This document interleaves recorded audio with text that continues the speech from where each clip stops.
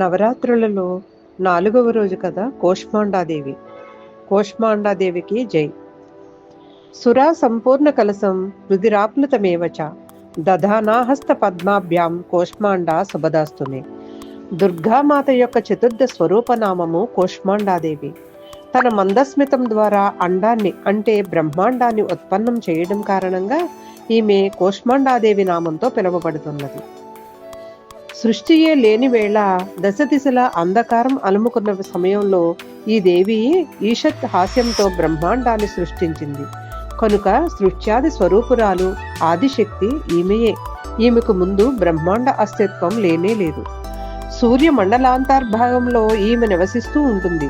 సూర్యమండలంలో నివసించే శక్తి సామర్థ్యాలు ఈమెకు మాత్రమే ఉన్నాయి. ఈమె శరీర కాంతి ప్రభా సూర్య సమంగా దేదీప్యమానంగా ఉంటాయి. ఈమె తేజస్సు అతులనీయమైనది. ఇతరేతర దేవీ దేవతలెవ్వరూ కూడా ఈమె తేజ ప్రభావాలకు సరితోగరు. ఈ దేవీ తేజో ప్రకాశాల వల్లనే దశ దిశలు ప్రకాశిస్తూ ఉంటాయి. బ్రహ్మాండాంతర్గతం సమస్త వస్తువులు ప్రాణిమాత్రలలోని తేజస్సు ఈమె ఛాయయే.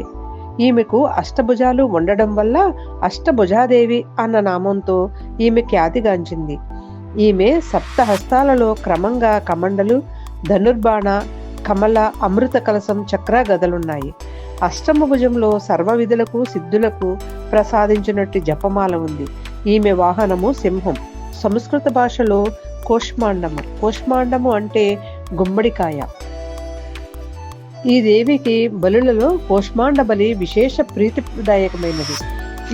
ఈ కారణం వల్లనే ఈమె కూష్మాండాదేవి అని పిలువబడుతున్నది. నవరాత్రులలో 4వ నాడు కూష్మాండాదేవి స్వరూపార్చనీయ జరుగుతుంది. ఆ రోజున సాధకుని మనసు అనాహతాబ్జ చక్రంలో లయమవుతుంది.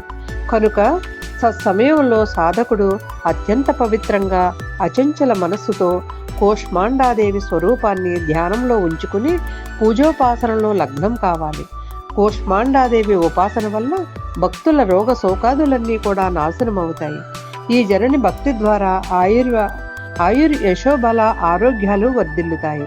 కూష్మాండాదేవి అత్యల్ప భక్తి సేవలకే ప్రసన్నురాలవుతుంది. యథార్థమైన హృదయంతో మానవుడు ఈ దేవిని శరణు వేడగలిగితే అతడు సుగమంగా పరమపదాన్ని పొందగలుగుతాడు. శాస్త్ర పురాణాలలో వర్ణించబడిన విధి విధానానుసారం మనం దుర్గామాతను ఉపాసిస్తూ అహర్నిశలు భక్తి మార్గంలో పురోగమించాలి. మాతృభక్తి మార్గంలో సాధకుడు కొన్ని అడుగులు మాత్రం ముందుకు వేయగలిగితే సాధకునికి ఆమె కృపాకటాక్షం యొక్క సూక్ష్మానుభవం కలుగుతుంది. దుఃఖ స్వరూపమైన ఈ సంసారం అట్టి భక్తులకు అత్యంత సుఖకరమై సుగమమవుతుంది. మాతృభక్తి మనుష్య మాతృని సహజంగానే భవసాగరం నుండి తరింపజేయడానికి సుగమమై శ్రేయస్కరమై మార్గము. కూష్మాండాదేవి ఉపాసన మానవుని అది వ్యాధి దూరుని చేసి సుఖ సమృద్ధి ఉన్నతుల వైపు పురోగమింపజేస్తుంది. ఐహిక పారలౌకికమైన ఉన్నతులను కోరే జనులు ఈ తల్లి ఉపాసనలో సర్వదా తత్పరులై ఉండెదురుగాక. కూష్మాండాదేవికి జై.